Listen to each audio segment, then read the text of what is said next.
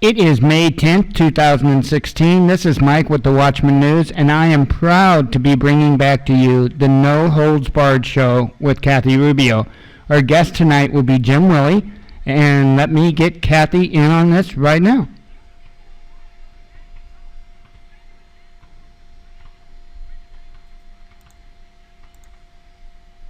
Hello. Well, howdy.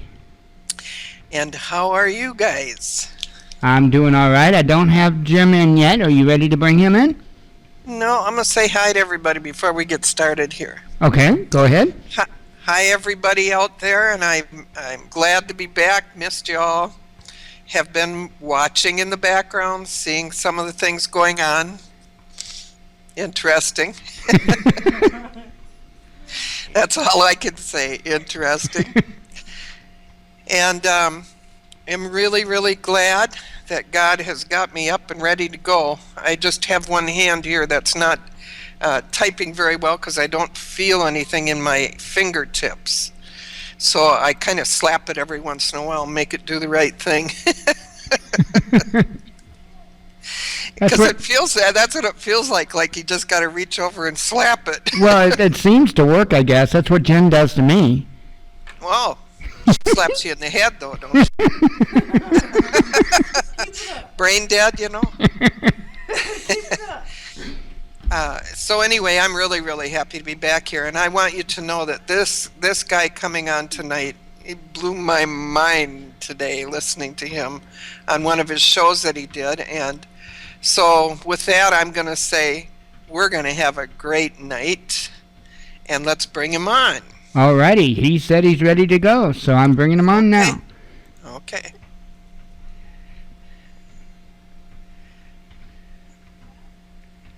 Hello. Hi, Jim. Is this Kathy Rubio, or I can't really tell? Yes, this is Kathy Rubio.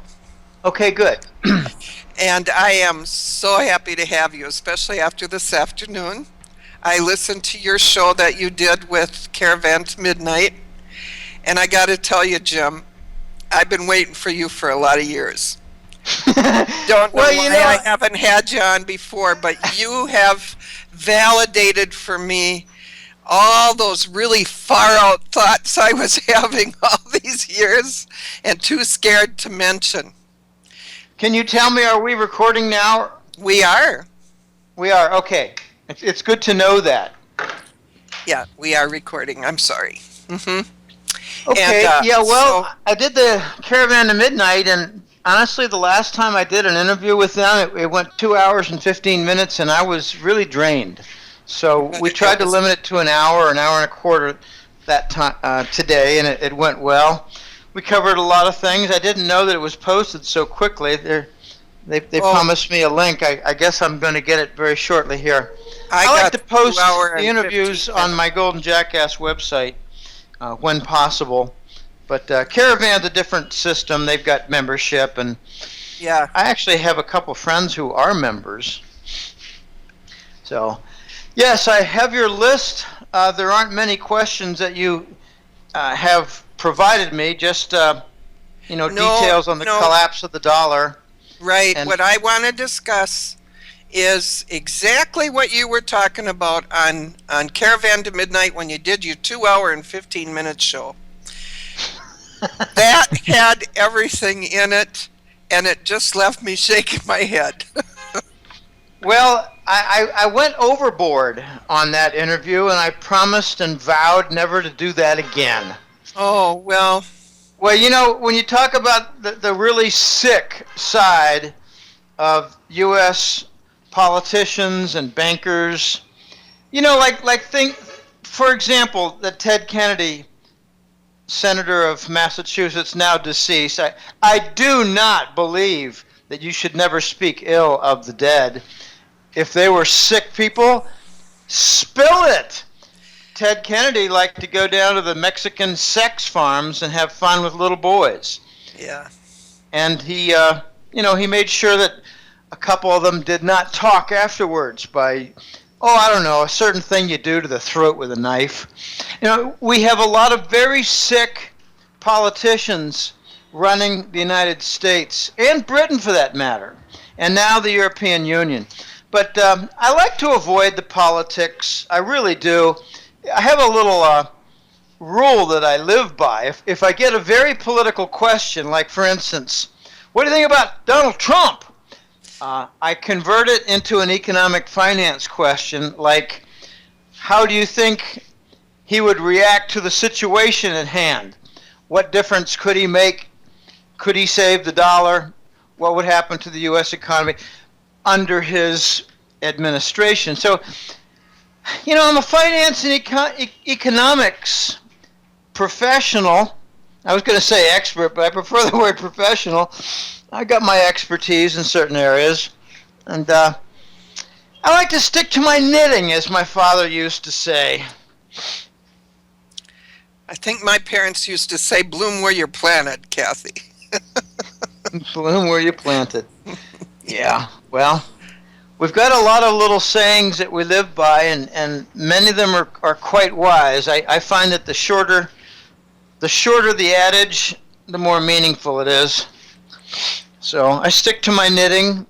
Where would you like to start? The collapse of the dollar? Yeah. Where are we at with that right now? And you think it's going to happen this year? They're going to keep propping this thing up. What are they going to do? Well, the dollar started collapsing 7 years ago. Yep. It was the Lehman Brothers incident, and that was essentially a massive shockwave of insolvency for the U.S. banking system. I think what you're asking, in plain terms, is when are we going to see a real crisis with the dollar in plain view that people are going to recognize it causes some real big problems in an immediate sense? Right. And I think we're on the verge of that, but we gotta follow. You don't have to, but I think if you want to fully understand what's going on, you have to follow the pathogenesis. This is a death process, and a very long one for the dollar. But 2008 had some climax events where J.P. Morgan and Goldman Sachs killed Lehman Brothers. It didn't just fail. You can't say Lehman failed. Oh, there's a failure of Lehman. How unfortunate. No, Lehman sold a lot of mortgage bonds and never got paid for them. And the ones who didn't make the payments were J.P. Morgan and Goldman Sachs. They killed Lehman Brothers by suffocating them. And then Goldman Sachs took control of the situation in the Department of Treasury room, nationalized Fannie Mae, nationalized, what's the name of the, it's Hank Greenberg's AIG. So they took control of AIG, and then Goldman Sachs just gave themselves 100 cents on the dollar for failed mortgage bonds, and everybody else got 60 cents or less. So that was a crime. So Goldman Sachs suffocated Lehman Brothers, took control of AIG, and gave themselves 100 cents on the dollar. That's the crime scene sequence. But given that the insolvency was so vast, the next task was to prevent the failure of most big American banks, most big banks in the United States. I'm always careful now that I live in Central America. America is a hemisphere. America is not the United States. We like to call ourselves American because it's so clumsy to say, I'm a citizen of the United States. In Spanish, they have a special word. They say, soy estadounidense. I'm a United Statesian. It's an awkward word, but that's how they solve it. Anyway, the big banks in the United States were in great risk of failure until QE came in, the hyper monetary inflation, quantitative easing, printing of money to cover U.S. government debt, printing of money to cover redemption of mortgage bonds, and let's face it, Wall Street had a lot of U.S. Treasuries that they got rid of. They just sold them to the Fed. They're toxic. The U.S. Treasury bonds are considered AAA, but they're toxic, and it's very hard for many people to get a good grip on that. The U.S. dollar is toxic, and the Treasury bond is a third world debt instrument. So the challenge for QE was to keep liquidity strong. And remember back in 2012 and 13, we had all these different alphabet soup facilities. I don't want to even mention what they are. Some of them have long vanished from my memory banks. But we had lots and lots of different liquidity facilities that were run by the Fed in order to keep things liquid. Why would they want to keep things liquid? Because an insolvent bank that lacks liquidity must declare bankruptcy in a failure event. So QE is basically not stimulus for the economy and not stimulus for the financial markets. It was a prevention of massive bank failures in the United States. Okay, so what's failing now? What's collapsing now with the dollar? It's very hard to get an organized sequence. I have a lot of just scattered thoughts that come into my head, and I don't know how they all come out. They just come out. But in the last 2 years, there's been an international revolt against the dollar. Why would they revolt against the dollar? Because the nations of the world have reserves, namely savings from exports. Not all nations have a huge deficit in trade like the United States. Many have an export surplus, like Germany, like Korea, like China, even Japan. Okay, I like focusing on South Korea because they're not a giant, but they are powerful, and they have a savings account. The U.S. Fed has been printing money, Kathy, and buying treasury bonds, which is used by nations of the world as their savings account and as their core for their entire banking system. So QE, we call stimulus, is nothing but a backdoor Wall Street bailout, is undermining the savings accounts across the whole world and their banking system. So they revolt. The revolt consists of setting up lots and lots of different platforms that are not U.S. dollar based, like the Asian Infrastructure Investment Bank, AIIB, that competes against the International Monetary Fund and even the World Bank. And the biggest recent one, that most important, I believe, is now that the U.S. has been, it's hard to say unmasked, but has been confronted. The U.S. has been confronted. The U.S. government has been confronted in its abuse of the SWIFT transaction obstacle. In other words, 2013, the U.S. put on sanctions against Iran, and they blocked SWIFT transactions from bank to bank that involved Iran. Pardon me.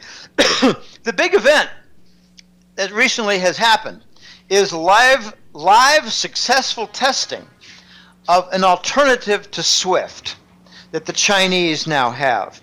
It's called the Chinese Interbank Payment System, CIPS. I like to call it CHIPS. So the CHIPS alternative to the SWIFT system. Think of the SWIFT system as being dominated by the West. It's a Western banking system that Asian banks participate in. Now the Asians have a system of their own called CHIPS. It's been live tested, and I'm under the impression, very hard to say, I looked it up and I confirmed it. I'm under the impression that right now this CHIPS payment system, bank to bank, with a core with the Asian banks, has now entered an implementation stage where they're connecting it to the Forex currency markets and to the sovereign bond markets, namely government bonds like Italian government debt, British government debt, Japanese government debt, U.S. Treasury bonds for the U.S. government debt. So CHIPS has been live tested, and it's soon going to be all linked up with abilities for currencies and bonds. That's really important because now companies around the world and nations around the world can conduct trade, do the payments, bank to bank, do all the conversions of currencies, and put them in their banks, and even if they want, create some new currencies because they have a new platform loaded with channels that's not the US dollar. They all object to the abuses for the dollar. The US government has $1 trillion in debt every year. They're printing money to cover that. That's obscene. It's what Zimbabwe does, or did, when they had 1,000% inflation annually. So the U.S. has become Zimbabwe, Kathy, Yes, in its monetary policy, and now the reaction has come. Yeah. And it's ironic to say it, but the reaction has been swift. You know, okay, I know that there's somebody here that wants to find out just how involved is China in our system. Let me see if I can pull up his question or her question here, and in the meantime, I would like to know more about the Swiss bank's connection to all of this. The banks in Switzerland. In Switzerland. And I'm asking for a specific reason there. What's that? This person here is saying, given the possibility of some of the big Wall Street banks collapsing with the upcoming oil contracts payments, what scenario do you see possible for assuming the assets of these banks? China is the question. For example, Wells Fargo Bank owns lots of mortgages and seems to be heavily involved in the Balkan oil fields. Do you see Chinese taking over these assets and becoming the new lien holder of these? I don't know about the Balkan energy deposits in particular, but I believe of all the major banks, the one that's been the most exposed recently in the United States regarding their energy portfolio is Wells Fargo. Yeah. And I think it's because of a lot of extended credit that they have for the shale industry out west. There's a lot of activity in California regarding the shale, the marginal, really substandard energy production. I don't think Wells Fargo is more involved than other banks, say in the Bakken region of the Dakotas, the north central region of the United States. I got to be honest, I don't know much about the Balkan region. You talking about Bakken or Balkan? Balkan, B-A-L-K-I-N, it says here. Okay, then he's misspelled it in two ways. I'm wondering if he really means the Bakken, B-A-K-K-E-N, in the Dakotas. I think he probably does. He doesn't mean the Balkan region of Yugoslavia, does he? This is a woman, by the way. I don't know. I have these questions they sent me ahead of time here. I'm watching the chat. I'm sure she will verify. She'll say something, yeah.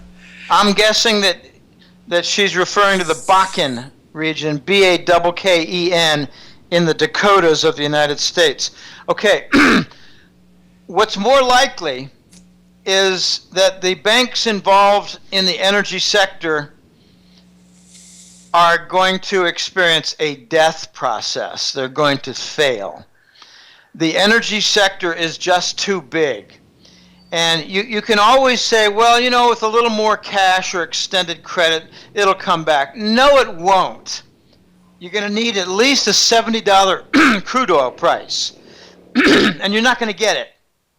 I think we're going to head back down in the crude oil price, and there might be some manufactured fires in the province of Alberta now to prop up the oil price. I don't know. Thank you.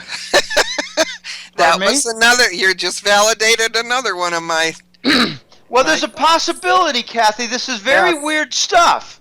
Yes. But there's a possibility that the Fort McMurray fires in Alberta are the result of seismic activity and more that are natural events. I don't know. But the Ring of Fire extends beyond the San Andreas Fault of California and goes straight north. And I believe it goes through the mountainous regions of Alberta. I'm not sure. You can't say I looked it up and I checked and by gum, yeah, it's natural. No, I don't know. But it does seem a bit convenient that there are some fires in the general area of not shale oil, but what do they call it? Not The heavy Keystone? heavy oil. Oh, okay. They have the very heavy oil production. There's a name for it. I just can't think of it. But anyway, it's 200 carbon atoms per molecule of petroleum. It's like heavy, dense petroleum. Oil sands. The oil sands. Yeah. Okay, so back to Wells Fargo. I'm hearing Citibank has some enormous exposures to the energy sector generally. You know, it's not just shale and the Bakken that's in trouble. It's the whole energy sector. This may come as a shock to many listeners, but the Rockefellers have divested themselves of 85% of their holdings in the energy sector. I'm referring to ExxonMobil. And wasn't it interesting that ExxonMobil just got a big, important debt downgrade after the Rockefellers are no longer associated with it? I noted last year that Exxon seemed to continue to do business with the Russians in the Arctic projects despite the sanctions. So the Rockefellers have a lot of pull. I think the Rockefellers were behind the U.S. government actions against Volkswagen, but that's another story. That's a pure poppycock violation that Volkswagen was slapped with. Rockefellers did not like the fact that Volkswagen came up with a 200-mile-per-gallon carburetor with water injection, preheated from the engine heat. So it was a combination internal combustion gasoline and water engine, steam and gasoline. Anyway, back to the energy sector. I made a call back in November and December that in the following 3 or 4 months, we're going to see some major events take place regarding the energy market and the debt, the credit portfolios that banks hold for them. I said that since the hedges would expire and could not be put back on, I don't know how sophisticated financially some of your listeners are, but let me just describe briefly what a hedge is. Suppose a year and a half ago you're a company like Baker Hughes and you're producing, let's just say, 5 million barrels of oil per month. Well, you can sell forward and just lock in, say, a year in advance for 5 million barrels per month in volume. You can sell at $90. You can make a commitment through an oil futures contract to sell oil at $90 for the next several quarters with a string of contracts with various dates of expiration. Those are not gambles. Those are forward sales. So they would deliver into those contracts with actual production of oil. The point is that in November and December, it came to my attention that by March, most of those contracts would expire and they could not be renewed at the $90 price. To do a new one, they'd have to set it up with, say, a $40 price. Well, that's not an effective hedge. But some did it, and who knows, may have had some benefits from that. So my call in December was that the bank distress from the oil sector would really be hurt and be felt in the March, April, May timeframe. And here we are. We had the April quarterly announcements, and almost every major bank in the United States had huge red ink from the energy sector, and not just the shale. That's the part of the marginal. It's at the whole core of energy production. So I don't think that the banks are going to take over assets because they're having trouble selling those assets for 60 and 70 cents on the dollar. Why would a bank want to control those assets? They'll just have a horrible task of having to dump them. Do you think China will take those over? No, I think China doesn't want to have much to do with the U.S. energy market. Remember they had a deal, oh gosh, was it Union Oil about 15 years ago? I'm struggling to remember. They tried to do a merger with a U.S. semi-major oil company, and it got blocked. So basically what China has done since then is said, we're going to just build up our own Sinopec and CNOOC, they're two oil giants. They're just going to go their merry way and not bother with the U.S.-based oil companies, which are protected legion from Washington and Wall Street. And I'll give you a really good example of two oil and gas production and development areas, and they don't involve the U.S. much. The first is Cuba. Now, you wonder, why did the White House spokesman, I love that title for Obama, it's better than puppet. Why did the White House spokesman make a visit to Cuba and make some history talking to Raul Castro? Yeah. Because not in the U.S. press, Cuba had a giant 2 to 3 billion barrel oil discovery offshore. Uh-huh. And the U.S. is realizing, we're outside looking in. We're not going to get any piece at all of this pie because we've been really nasty neighbors to the Cubans for 60 years. So who's going to get the lion's share of that? I think the two Chinese oil giants are going to get the lion's share, and whatever other big share comes about will probably go to Rosneft of Russia. Okay, so U.S. is likely to be shut out of Cuba. The other one is Israel, and this is a fascinating story because it just puts a knife in Washington's back. Okay, about 2 years ago, Israel made a giant discovery they called the Leviathan in the Mediterranean off the Israeli coast. And it actually is off the coast of Jordan, off the coast of Palestine, and off the coast of Lebanon. But Israel wants it all. So they make deals with their neighbors, or they attack their neighbors, they lay claim, and they dare their neighbors to do anything about it. Israel just signed a deal. Netanyahu went to the Kremlin in Russia.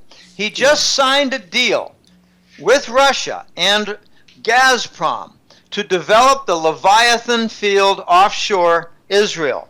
Oh now, correct me if I'm wrong, but is there not a European sanction against Russia? Yes, there is. So Israel is going against the U.S. tide, against the U.S. winds, and might become a major player with Gazprom. And didn't the United States try to interfere with Gazprom in a little country, a little piece of garbage country called Ukraine? Okay, so Israel is going counter to U.S. policy with respect to Russia and Gazprom. I find that fascinating. Man, you know what, Jim? I got to go back to Alberta because this thought is just coming to me.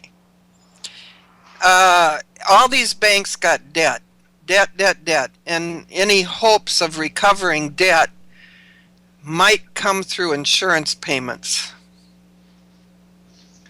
Yeah, that's very possible. I mean, yeah, they call it lightning.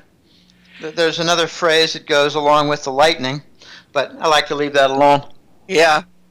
And then also I was going to add in North Dakota, in the Keystone pipeline there, the day before those fires started in Alberta, there was a humongous leak discovered. So much so that they're doing everything they can to keep it quiet, and it has filled up, the oil has filled up a whole valley full of oil. Farmers can't get to their places. They're not letting them on there anymore. But they're keeping this leak quiet.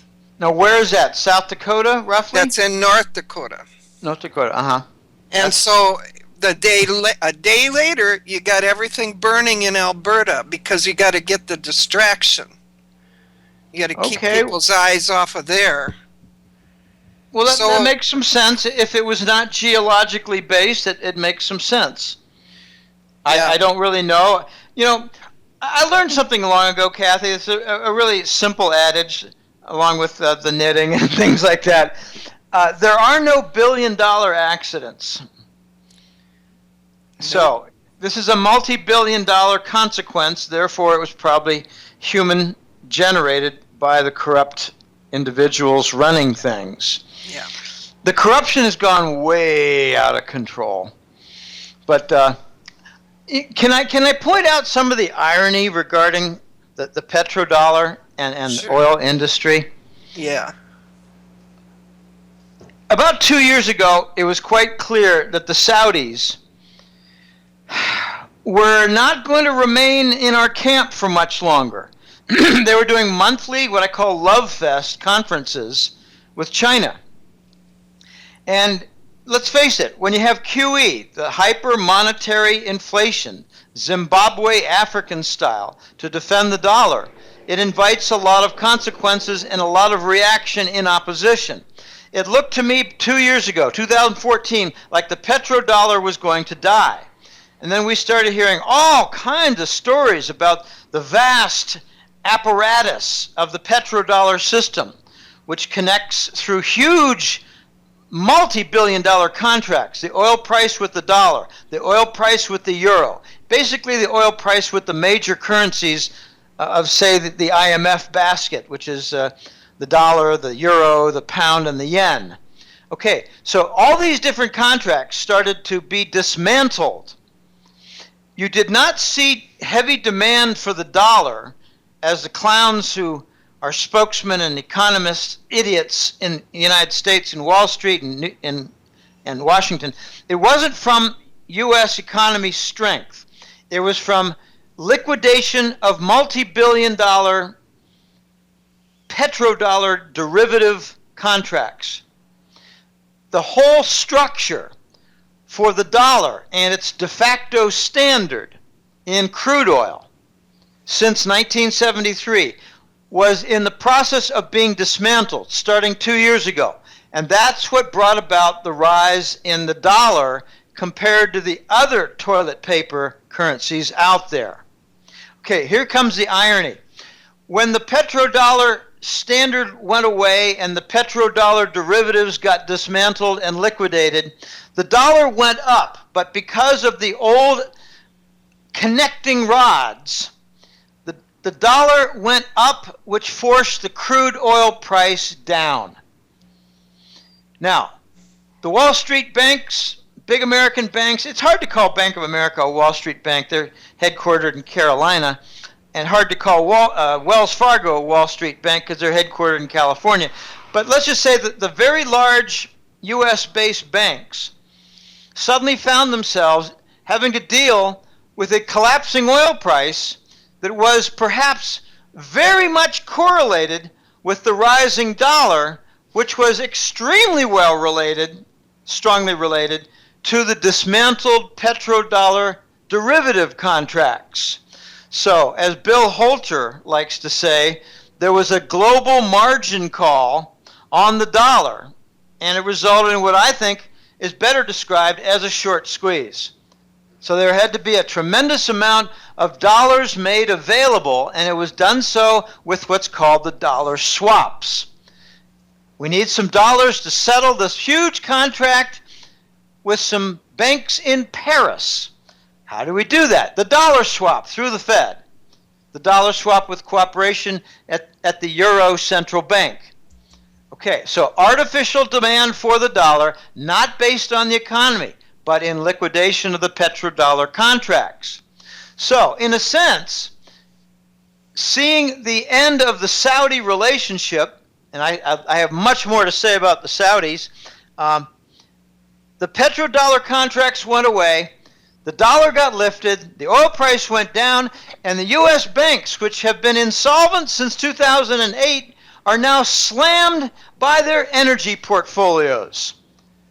I can't think of a more ironic situation than the petrodollar serving for 40 years as a de facto standard for the dollar, whacking the big U.S. banks in their energy portfolios. That is so ironic, it's almost funny. Jeez. You know, you have to be a criminal to think like these people. Oh, that's why I am able to think like these people. I used to be a criminal. Oh, okay.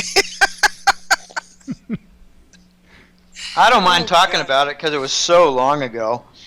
But I had a little bit of experience, not much. It was just a couple of years. At the end of my college years, 1972 and 3, I was a drug dealer. I was a dealer. I dealt in marijuana. A couple little things on the side, some hashish.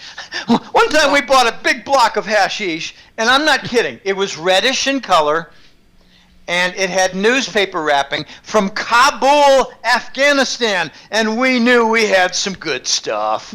But anyway, I was a dealer, and we didn't do a lot of business. We did a small amount of business in Ohio, but I'm telling you, the experience was quite interesting. We had to defend ourselves against narcs, which were the narcotic agents planted to go in there, try to buy, get some information, report to the police. Next thing you know, the door is being beaten down. Okay, we had one close call with a narc. I had other experiences with a narc. And, a few, not of us, a few people I know beat up a narc. It's a fink.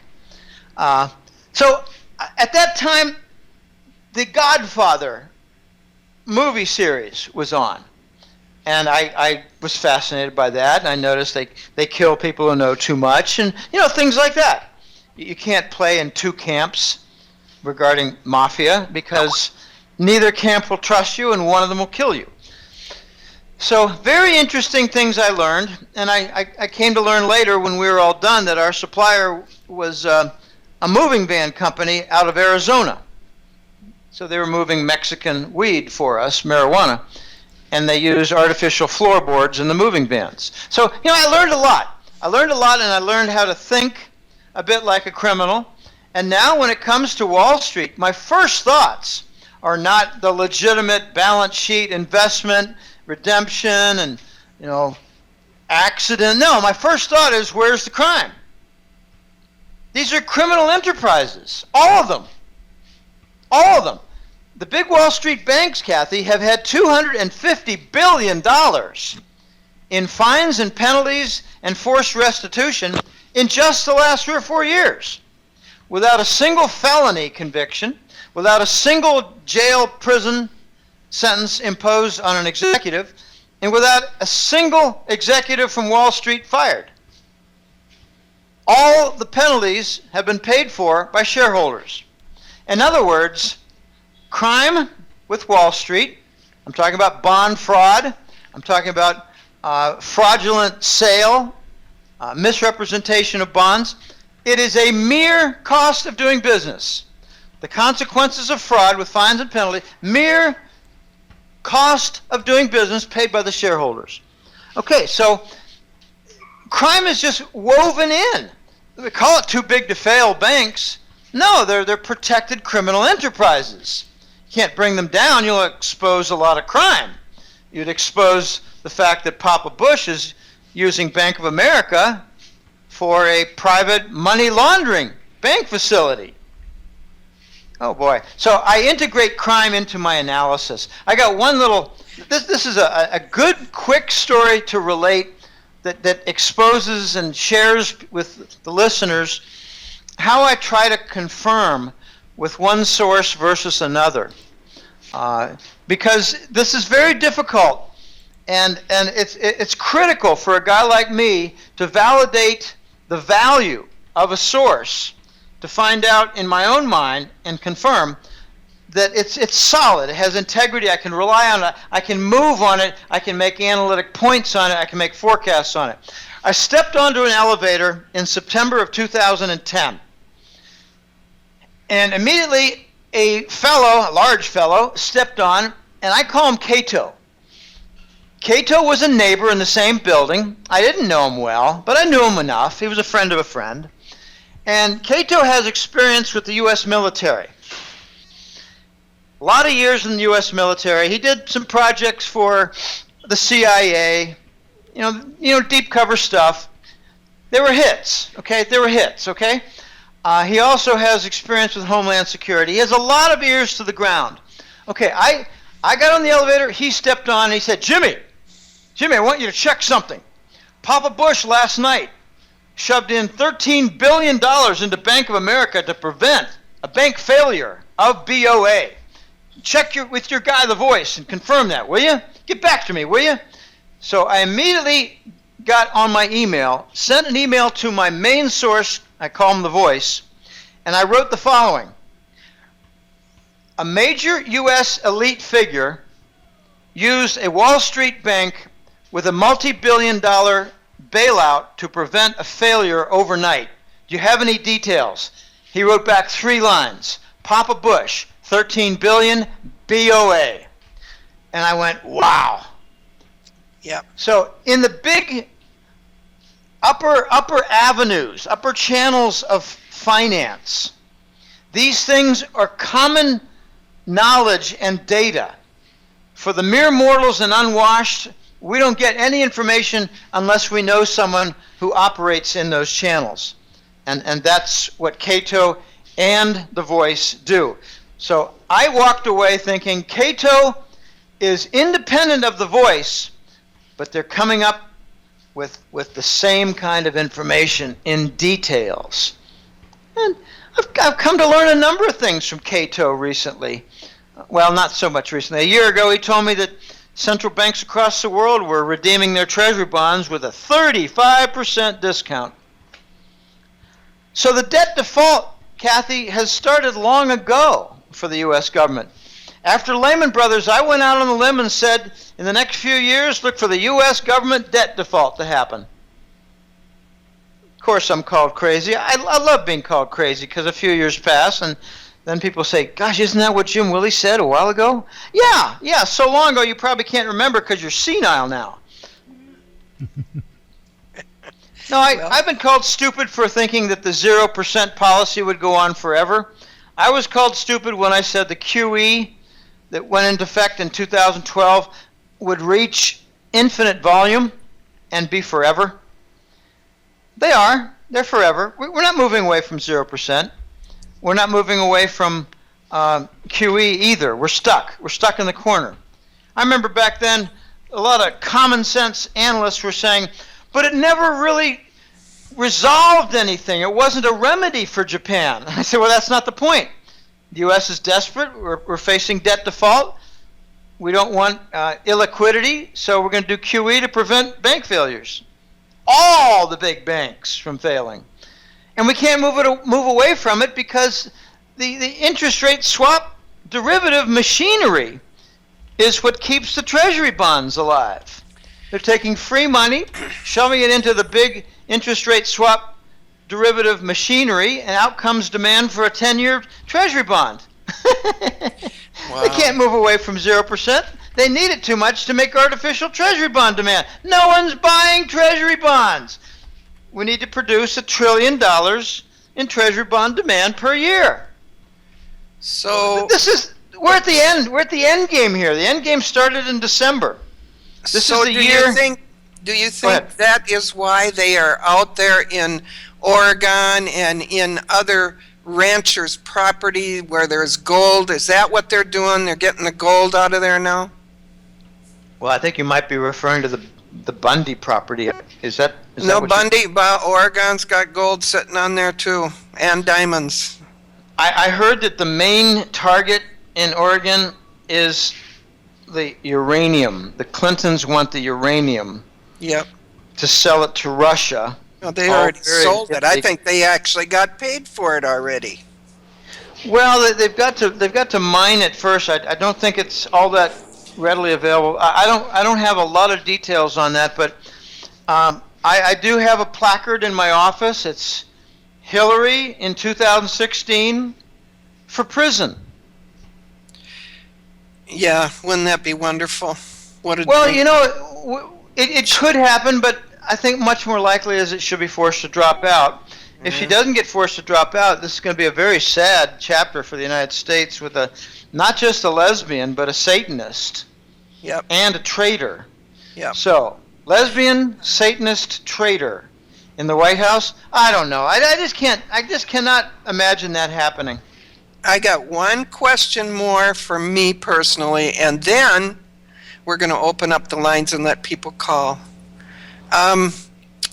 The Iraqi Dinar, is that real, not real? Is that a joke? What is that? It's a con job. How much money are you willing to lose? Uh-huh.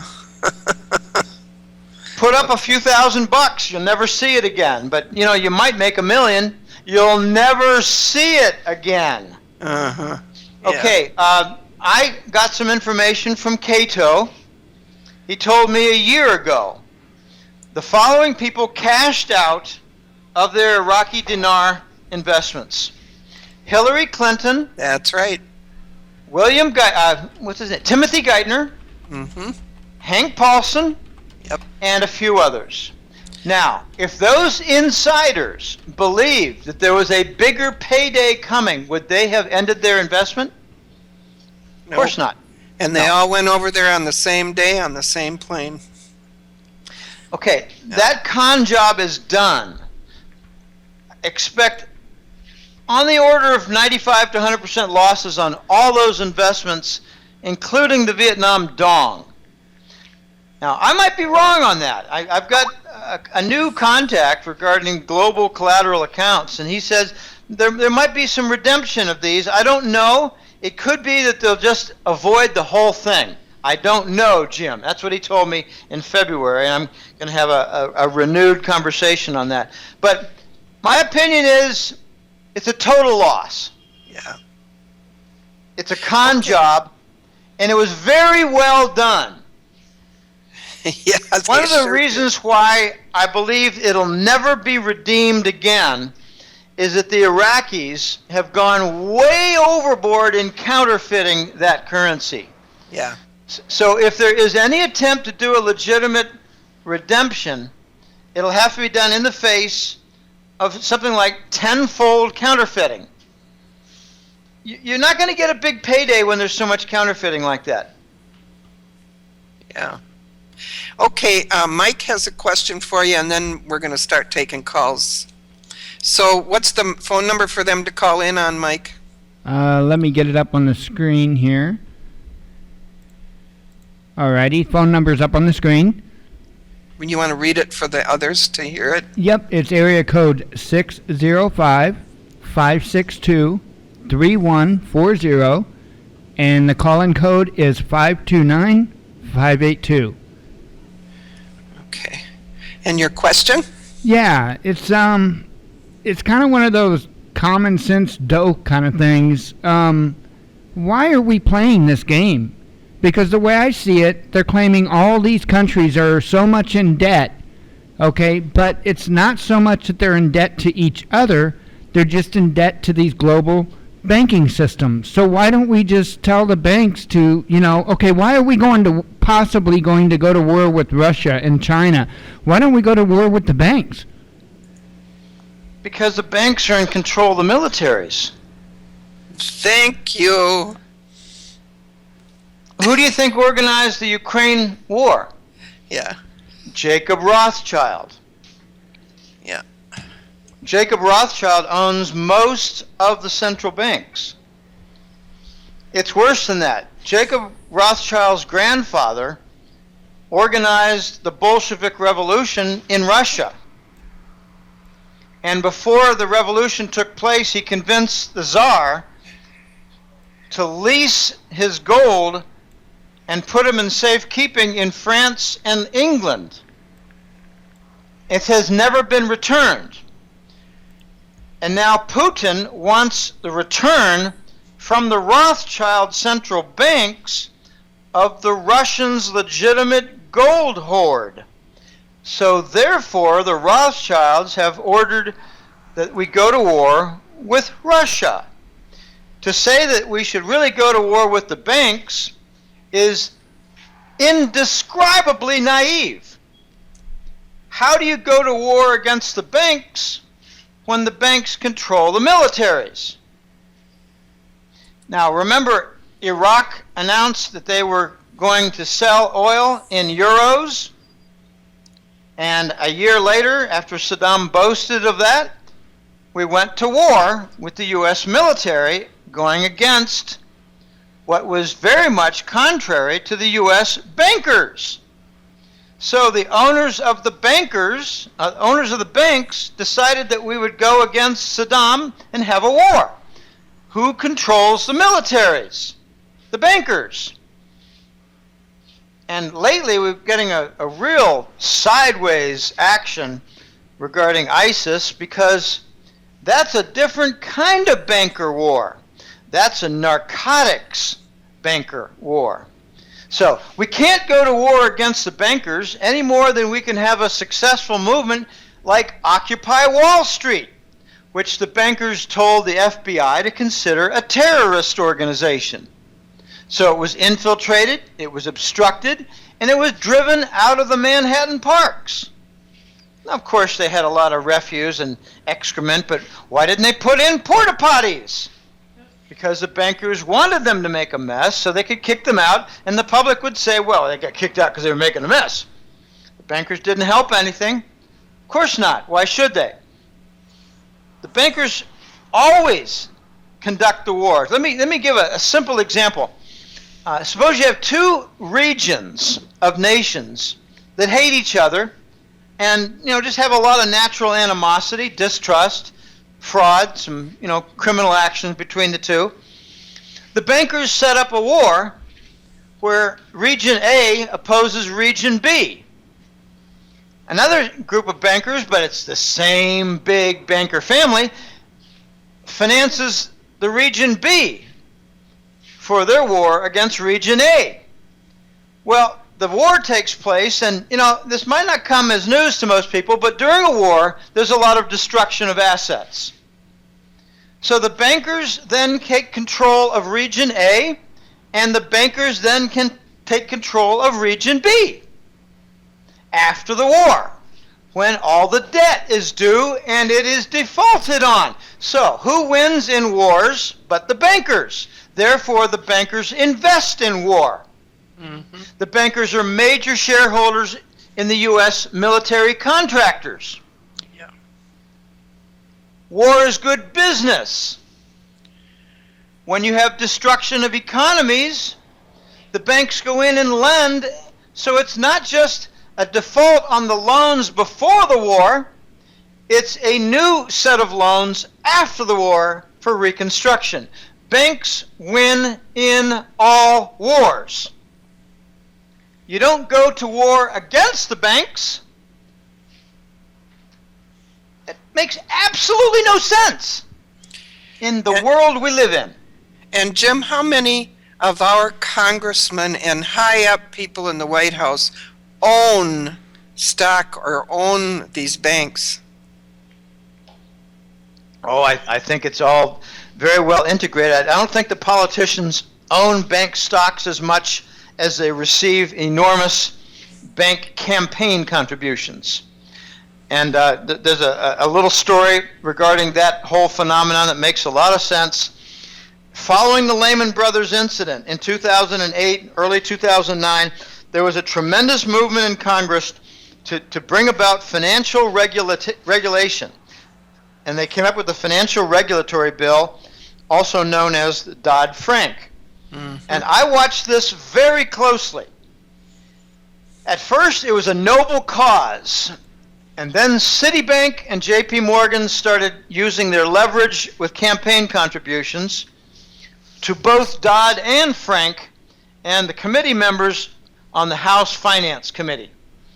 And after a while, the big banks of Wall Street wrote the legislation.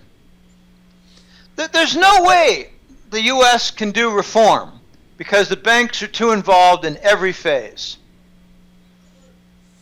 You can't go to war against the banks. You have to let them fail. That was my next suggestion. What would happen if we just all took our money out of the banks and let them fall? I don't think it would force them to fall. They would bring in narcotics money. Oh, there's my next question.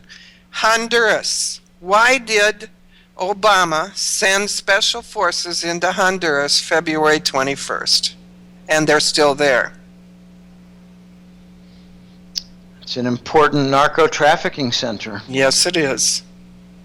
A good deal of Central America is involved in narcotics, and since it's my home area, I'd rather keep that answer to be sufficient right there.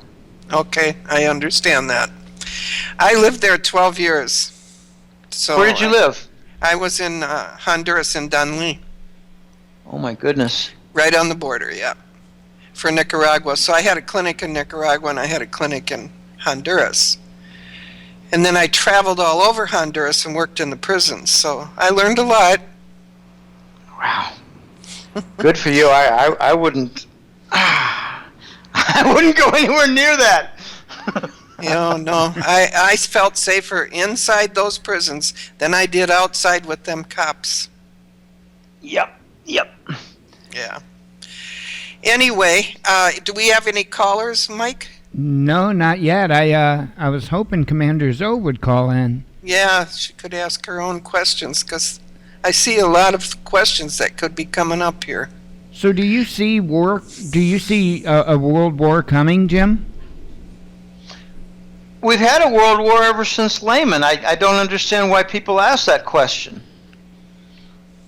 The world war is financial. Yeah.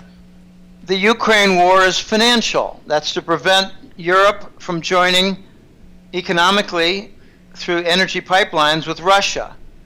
That's an economic and financial war. We have a war in Syria. That's another blockage where the U.S. does not want the Europeans to link up with the Iran gas pipeline.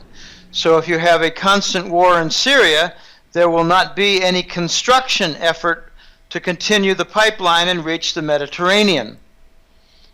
Now with Israel making a deal with Gazprom and Russia, I think the whole region is going to go rather constructively quiet, and progress will be made again. The U.S. and Europeans are trying to make it so the gas from Iran does not reach the European marketplace, but instead the more expensive Arab gas does, including LNG, which I think is close to twice the cost. So this is not a low-cost solution they're trying to impose. They're trying to make a war to ensure the Arabs have a high-cost solution for the European market. There's another war going on that takes place in Yemen, which is much more hidden in its motives. But if you look at a map, you'll see that Yemen is the southern neighbor on the Arabian Peninsula for Saudi Arabia. And little known to many Americans is the grand depletion of oil deposits for Saudi Arabia, which they would like to replenish by conquering and stealing what Yemen has. But it's much more important strategically than just that, because Yemen is on the eastern side of the Gulf of Eden, and Djibouti is on the African western side of the Gulf of Eden, and that Gulf is precisely the passageway that goes to the Suez Canal. So the Saudis are trying to take control of Yemen to steal their oil and gas and to set up control for the passageway to the Suez Canal. China has already won Djibouti. The U.S. has been at hot war for 3 years. 3 years against the Chinese. I'm saying the U.S. military versus Chinese military, hot war for 3 years. Until recently, China won. I'm talking about dead soldiers, wounded soldiers going to Walter Reed Army Hospital from casualties suffered in the battle at Djibouti. That's D-J-I-B-O-U-T-I, Djibouti. Look at it on the map. So, Jim, we have a war. Let me try to answer quickly, Kathy, regarding the war in a more hot war sense. No, I don't think we're going to go to a hot global war, world war. Obama has tried a few times already to launch some nukes. Little known, but you did hear about, say, Admiral Rice. This was about 1.5 years ago. Admiral Rice was a woman admiral who was forced into retirement. She blocked the launch codes so Obama would not have them available, disobeyed the launch order, and was basically fired. This is our Obama who won the Peace Prize for Nobel. I shouldn't say won, I should have said bought the Peace Prize from Nobel. And Nobel wants to take it back, but they can't. They don't have any ability to take it back. I don't think we're going to have any global war because another big reason is China has displayed unique, specific military superiority, and they did so against the USS Donald Cook in April of 2014 in the Black Sea. They froze all their electronics. There was another incident just about a month ago where the same Russian Air Force had a demo of the same kind of device, jammed the military. It didn't jam the avionics and all the military hardware. What it did, it didn't destroy and fry all the military electronics. What it did was it jammed the Aegis system. It's not just a weapons targeting system, it's a lot more. It's a radar and weapons targeting system called Aegis, A-E-G-I-S. So the U.S. came to learn that their Aegis is worthless. It's considered state-of-the-art to the United States. So if they go to war against Russia, they either have to do nuclear first strikes or have all their military battleships and aircraft with frozen electronics. Not going to happen. Wow, that explains a lot. Yeah, it does. It sure does. There's a whole lot more to that, but in a rough cut, that's what's going on. And it all started about 15 years ago when the Russians decided the U.S. has too many bombs, it has too many planes, too many tanks, too many Stingers, a lot of things. So let's just build something that's better than the cruise Tomahawk missile. And they did. It's called the Sunburn. And they had a follow-on called the Onyx. If you're wondering, why didn't we attack and invade and molest and rape Iran like we did Iraq? The answer is simple. Iran has the massive installations on their hillsides in the Persian Gulf of Sunburn and Onyx missiles made in Russia. So if we started a war with Iran, they would sink the Mediterranean and Persian Gulf fleet for the U.S. Navy in the first 24 hours. Because the Sunburn and the Onyx are more accurate, have greater distance, and are faster. And in the Syrian war, the Russians did not violate any treaty and made a demo of a firing of their, I think it's not the Sunburn missile, it has an SU or something, I can't think of the name. They had an advanced missile fired from almost 2,000 miles away, and it hit the target in Syria. So tremendous accuracy that really made the U.S. Pentagon officials piss their pants. There won't be any war, not unless the U.S. wants to lose that war. The only alternative is nuclear first strikes, and interestingly, the Pentagon has put in an entire new layer, and this Admiral Rice was part of the project, a whole new layer that took the power away from the president to do nuclear strikes. Praise God for that. Yeah, they must have been preemptive, because I know that he had called for them to do whatever they call it, an assessment or whatever of a first strike option. If you remember that, I think it was during Obama's first term. Yeah, well, I'm looking forward to when the Kenyan is out of our hair. and his boyfriend too, Michael. Amen to that. Hey, Now, I'd like to just point out that Michael Robinson, Michelle Obama, is the butt of a lot of jokes regarding Secret Service. And all you have to do is look to the 4 occasions where President Barack Obama referred to his wife as Michael in public. One time in front of all the brass of the military. The weak point seems to be at the end of a trip, where he doesn't get to play golf like he does in Washington, but he comes back from a trip and there's big jet lag, and it's a long trip, say from Europe or Asia. He comes back and he thanks everybody for helping his family and Michael. 4 slips of the tongue. Mm-hmm. Wow. I guess it happens when you have jet lag. Yeah, he said one night too, getting off the plane, that he didn't like to get Michael mad at him. He was scared to have Michael mad at him, he said. Well, Michael beat the shit out of him.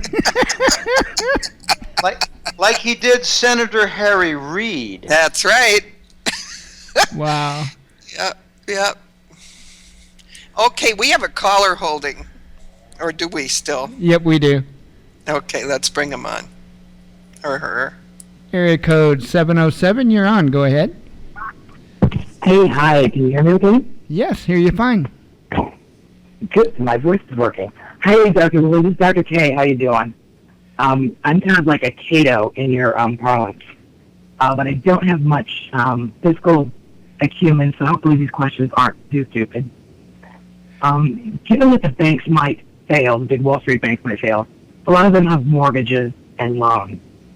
In the event of a failure, who would own those loans? Would China come in and take those?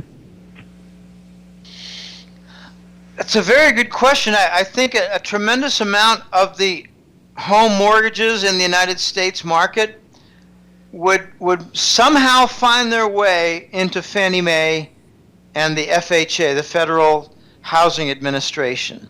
Really? They would stay within U.S. infrastructure? Well, at first. Okay. There would have to be a liquidation and a management of the credit portfolios for the U.S.-based banks. Interesting. And I it's very difficult to say, but there's going to be a lot of bank problems regarding home loans. And I think the first attempt by the U.S. government would be to keep it in home, to find a solution, not necessarily a permanent solution, but a temporary solution where they can at least have a new owner of the mortgage. And I think Fannie Mae and the FHA would play that role, and then China comes in. Yeah, it's because the U.S. we are excellent at accumulating debt. So we've got not only mortgage, but we've got car loans and guitar loans and whatever the hell loans. And so a lot of people believe that that's just going to go away. It's not going to go away, and I'm just kind of wondering who kind of assumes all of that. Not only the mortgages, but like I said, the cars and the boats and whatever else we buy. I believe China has already, for the last 5 years, been deeply involved in purchasing through various corporations, Chinese corporations, baskets of residential property. Yeah. And they might be contained within private equity firms. There's been a lot of private equity demand, and it kind of fizzled in the last year or so. They made a lot of headway in the Arizona market. A lot of people thought the U.S. housing market was going to have a recovery just based on private equity firms, and I thought that was a bunch of hogwash. I said, this is a flash in the pan, they're going to go away. And for a very, very interesting reason, I started getting information from my own clients, one in Cleveland and one in Miami. And he said, Jim, these private equity firms are nowhere near prepared to manage the problem of landlord tenancy issues. He said, what are you going to do when a violent tenant says, no, I'm not paying you, you Wall Street crackerhead. We're not going to pay you. Come to my door and I'll put a fist in your face. And they eventually just abandon the property and sabotage the home. Take the plumbing out, take the wiring out, and the private equity firm is left with what? No rent. Yeah. So this is part of the problem. But in the bigger picture, I think China is much more interested in commercial buildings. And I've been told, this is not just Cato, it's The Voice, it's another fellow I call Euro Raj. The Chinese, if you make a list of the 15 or 20 largest American cities in the U.S., China owns around 30 to 40% of all the commercial buildings in all those 15 major cities in the U.S. That kind of leads into my next question, actually. I kind of agree with you that China is involved in the Fed and our market, et cetera, and a lot of commercial property. Do you think that involvement would stall the implementation of the TPP? Would stall the implementation of the Trans-Pacific Partnership? Yes, because they're so involved in the fiscal infrastructure of the U.S. Again, like the market, the Fed, et cetera, I think. Well, do you think that would at least throw a ringer into that whole process? There's a bigger obstacle to that entire process, and that's the TPP does not even involve China. Exactly, but because China is so intricate in our fiscal system, I just went through a back door. Yeah. Well, it's not so much a back door as it is a huge picket fence to stop the entire TPP from coming along. I've got a different view of the TPP, which is the Asian trade zone. I call it a fascist trade zone. My impression is that it is a device for the U.S. to use to keep secure its military bases in Asia, not so much to establish trade, because China has so much headway and progress in creating regional trade zones with Chinese firms, with Chinese demand, with Chinese imports, exports and imports. We have no hope of imposing the TPP. China's already got Asia locked in, and now Russia is making overtures with Japan, and it looks like there's going to be tremendous partnership between Russia and Japan. Japan's going to be involved in this Asian trade zone with China, and that's one of the reasons that the Fukushima happened. It wasn't an accident. Anyone who thinks it's an accident is really quite silly. Yeah. So I think that was scalar, but we can talk about scalar another time. But yeah. Yeah. Well, the other trade pact is the Transatlantic Trade and Investment Partnership, TTIP, that's very different. That is not military in nature because we have secured with NATO the military aspect of Europe. What remains in Europe is very different from the battles for the Asian trade zone. China is going to obstruct in every way conceivable the TPP in Asia. But the whole deal, the big deal in Europe is GMO foods. Genetically modified organism foods, and Monsanto's role. Yeah. Go on. Yeah. What? And South America as well. Huge issue there with it. Yeah. Well, I don't think the United States is going to make a lot of progress in South America. They really hate us. Yes, they have. I live in Costa Rica. They do a lot of business with the Americans. They really hate us. Yeah, I'm very We've not treated them well. I'm very good friends with John Perkins, and I am acutely aware of how much they hate us. So we've done everything possible to motivate their hatred and their vengeance. Yes, we have. Venganza. Right now, I think 2 years ago, the U.S. Langley boys murdered a very strong presidential hopeful in Brazil named Campo. So, in Brazil, they hate us too. Yeah. The Mexicans have always hated us.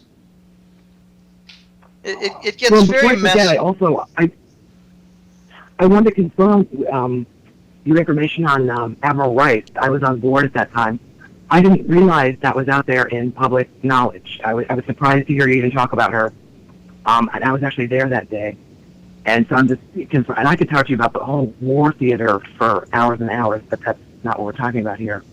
But just for what it's worth, I would confirm that with the Admiral. Isn't it amazing that that story got out? So I'm thinking that someone... I'm blown away that it got out. Yeah, well, it should never have gotten out, and it was very embarrassing against the Kenyan. As it should be.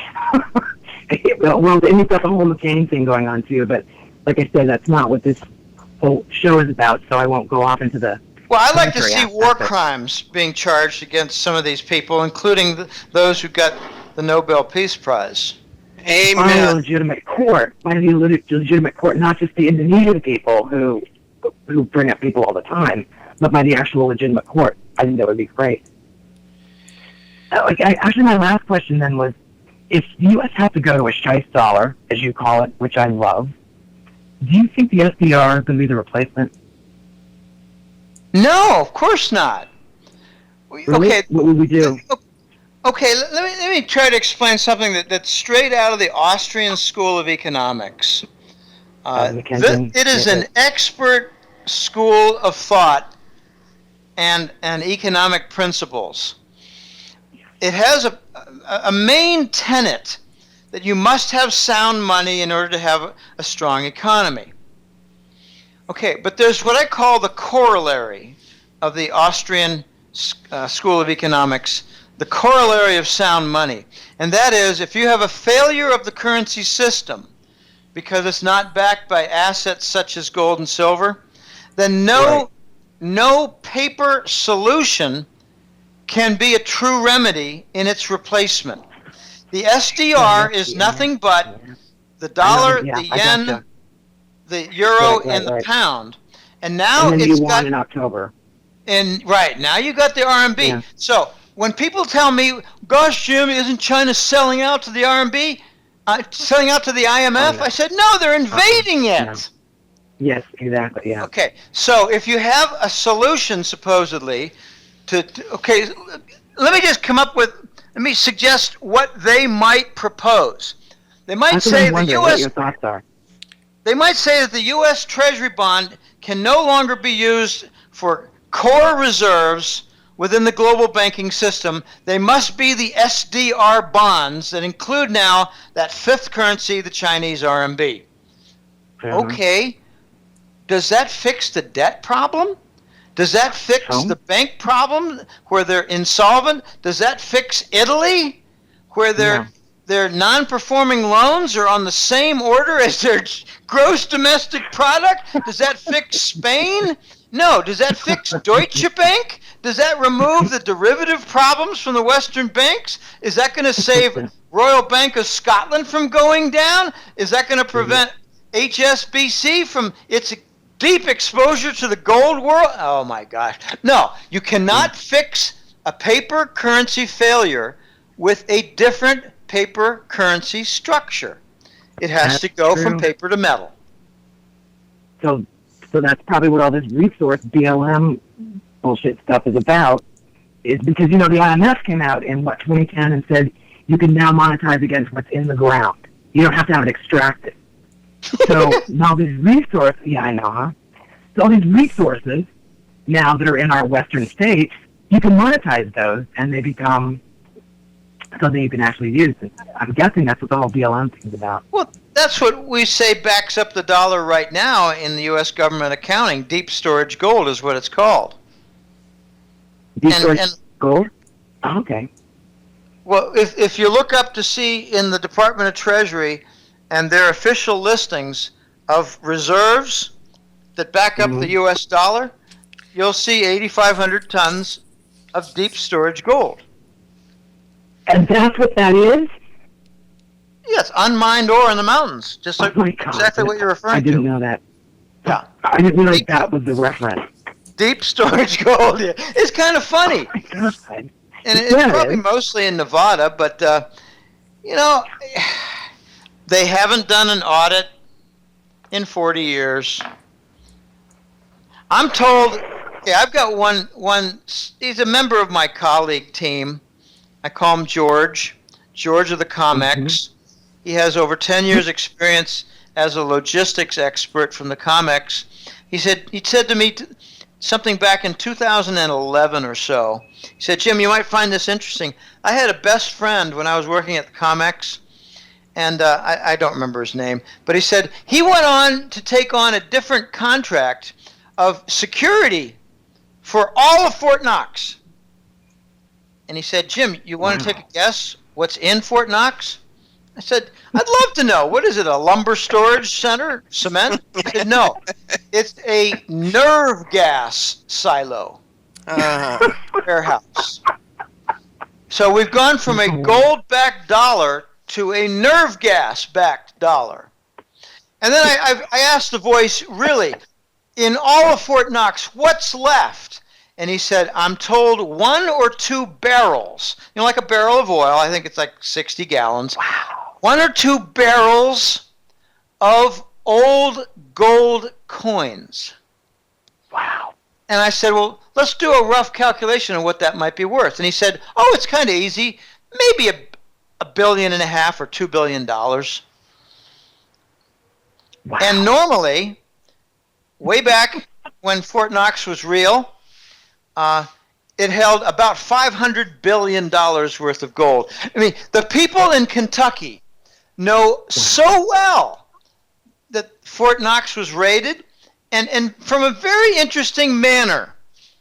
They would report that a lot of armored cars, like 5 per day, would enter the Fort Knox facility riding high.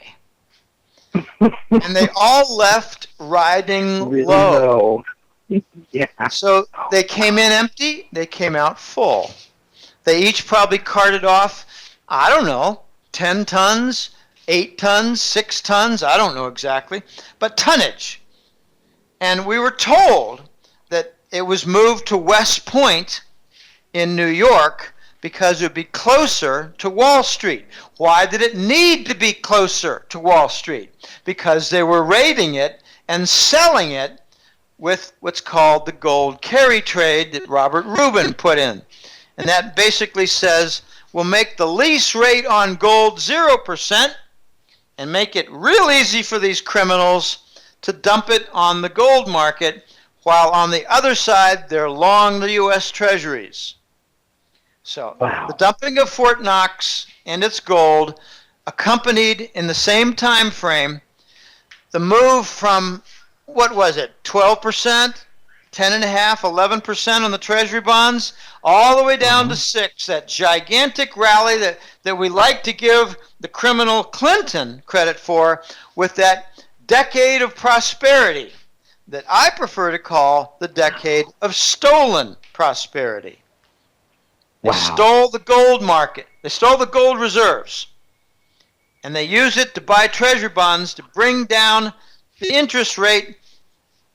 And if you look at American business, what is their, for the last 3 decades, what was their principal cost? It was interest on borrowed money. Yes. So, a lot of interesting things happening. Do you think we'll go to the negative interest? I regard negative interest rate as the final last gasp of the bank sector trying to breathe through their asshole.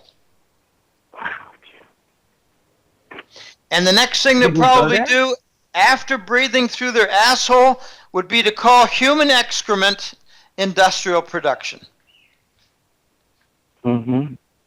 Let them try. Well, you know, they opened up the Shanghai. And then, as you kind of have said, the Shanghai keeps trying to mess with the London then screws with the Shanghai, and it kind of goes back and forth. So it pops up, and the London dumps, $1 billion of paper gold on the market and drops it. How long do you think the London can hold on to any semblance of control? I don't know. I'm afraid longer than I want. Yeah, me too. I know what you're saying. I'm told by some of my smartest colleagues that the Chinese are going to tie things together and probably make it look like they sold out to the West and London and New York. But what they're going to do is tie things so thoroughly that when China makes a decision to double the gold price, it will more completely wreck London and New York. Wow. They can't wreck London and New York unless they're completely tied in.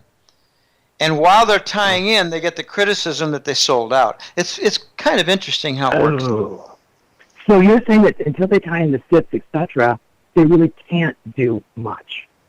Well, they can enable arbitrage.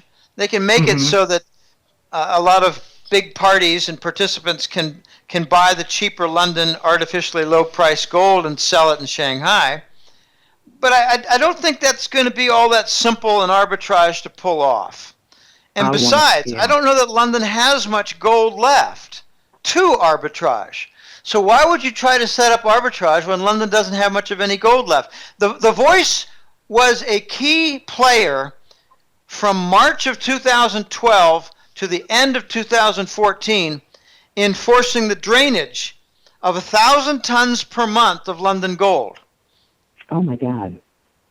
That's 30,000 tons of London gold.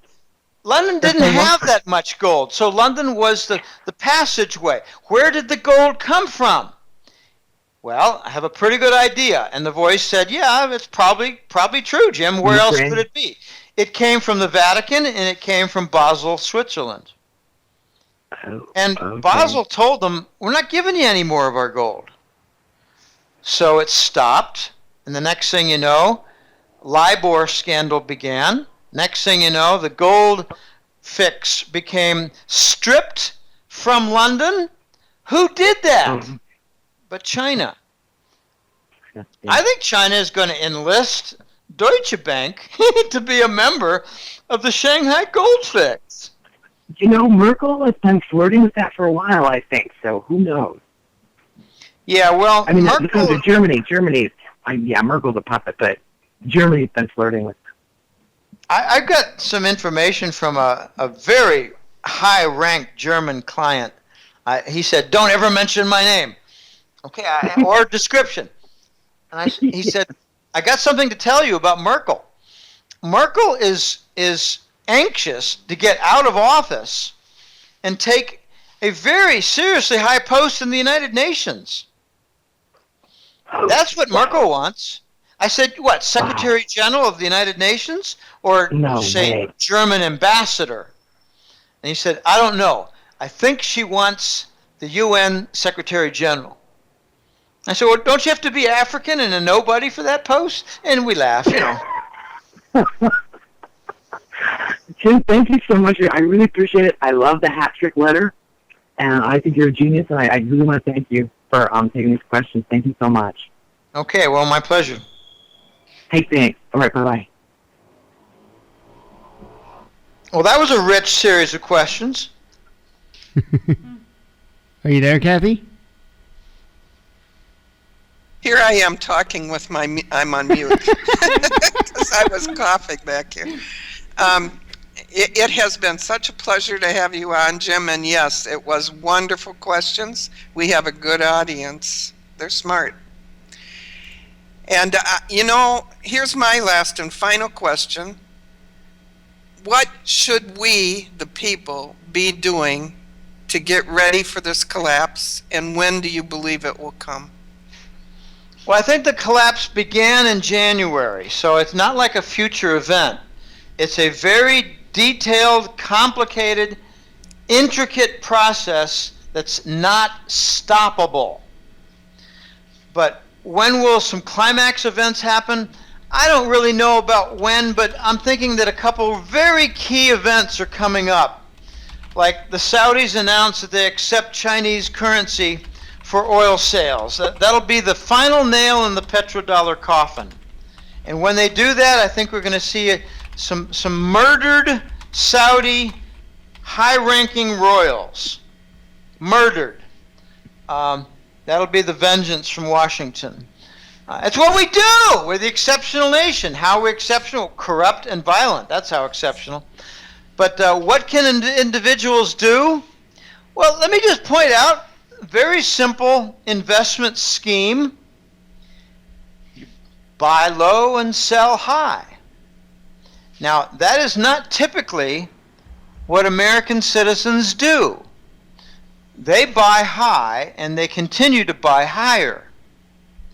But I think it would make a lot of sense for them to sell what the Federal Reserve and Wall Street banks have been propping up. The Fed, for the last 3 years, has been assisting Wall Street banks in buying up stocks. The stock market has the biggest buyer in the Wall Street banks. So if you've got a private investment account, or you have a privately managed pension fund, or a business-related 401k, I can't remember which is which, 401k and the IRAs. Get rid of them. Don't worry about the taxes. You're going to have to pay taxes anyway eventually. Pay the taxes, sell at these artificially absurd high prices.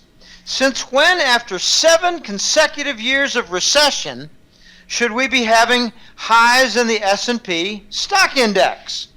Well, they say, well, it's based on the fact that the interest rates are low and it means that a recovery is right around the corner. Yeah, this is the sluggish recovery that I call the vicious recession.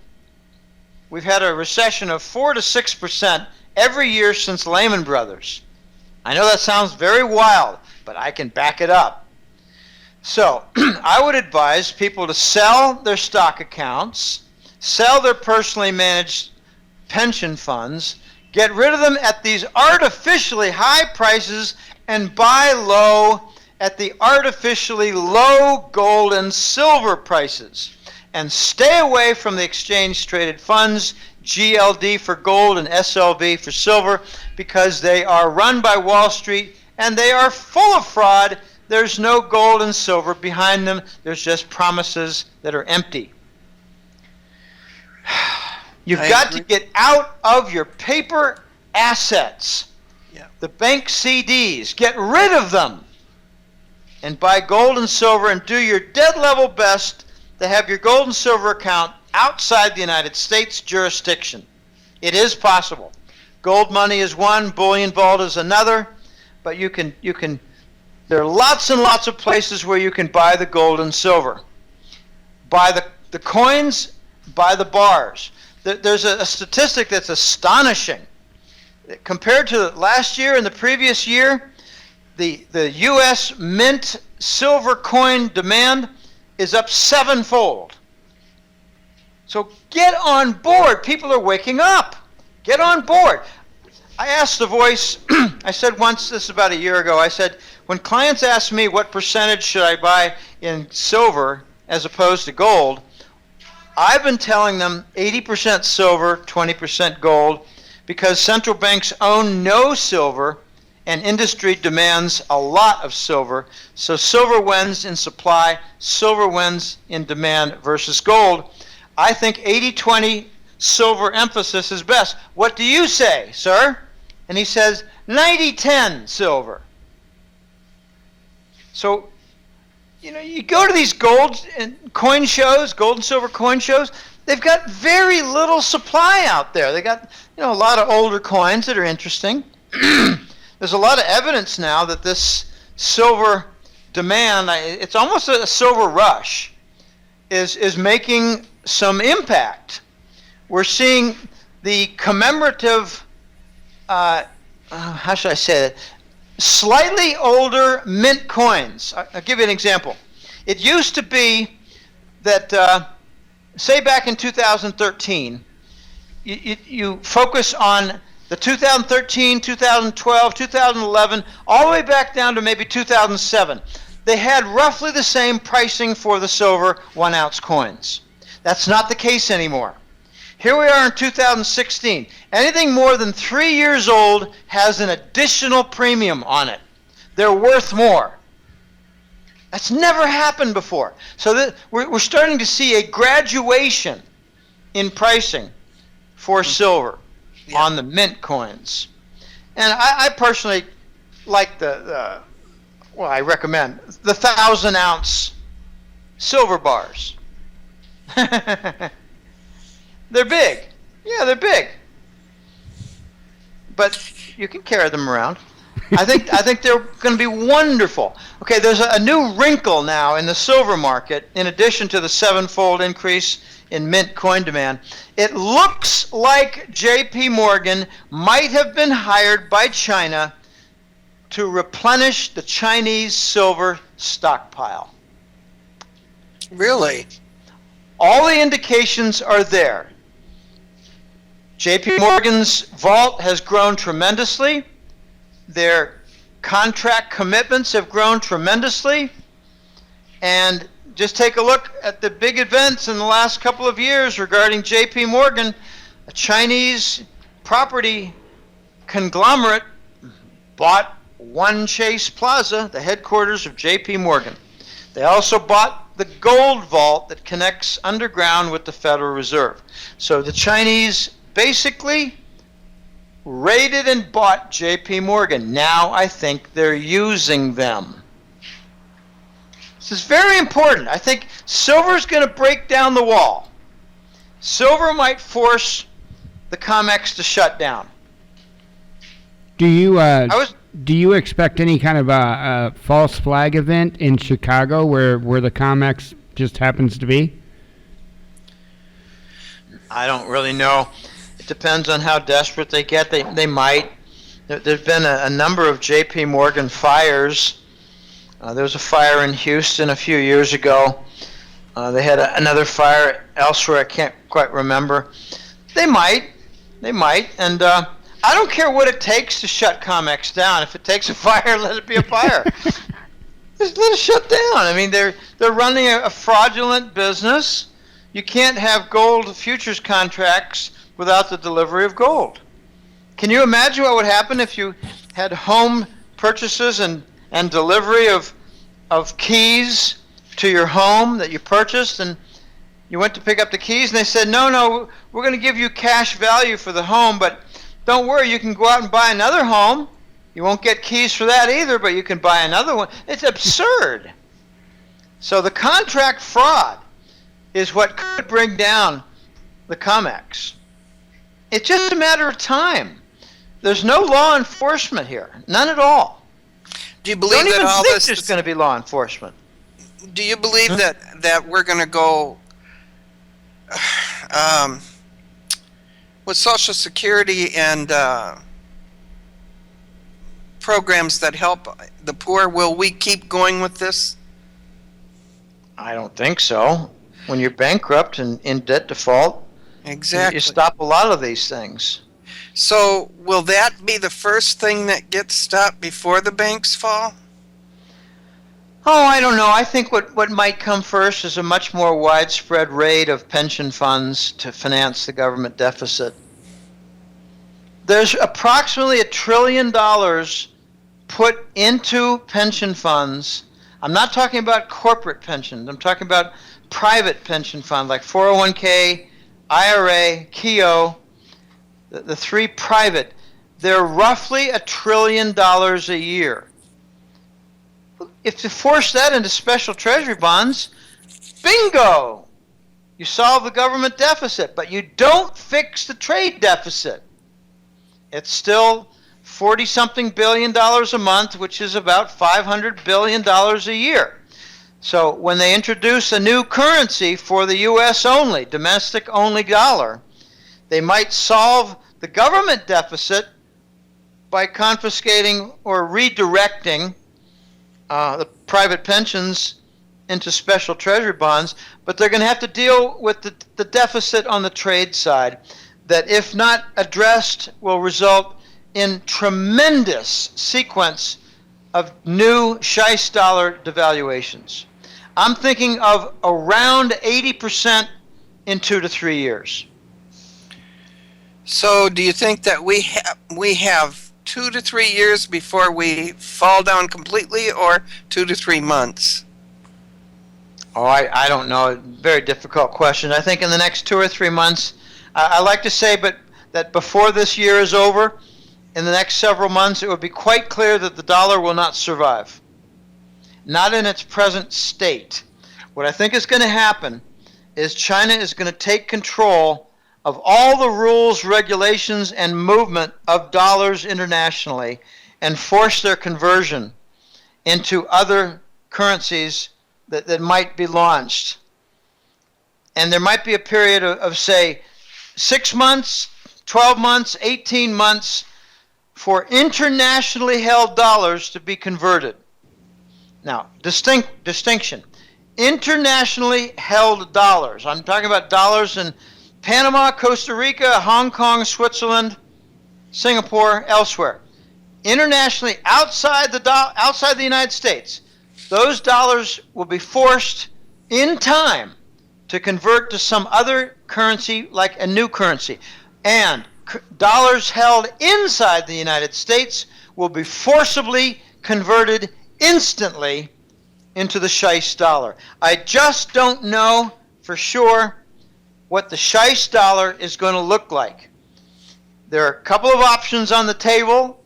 It seems like the United States might be in a position to lease a very large hoard of gold on the order of what was like in Fort Knox to back a new dollar. The United States might do the wrong thing, might do the corrupt thing, which is what we usually do. They might say, no, we're not going to lease any gold, like from China.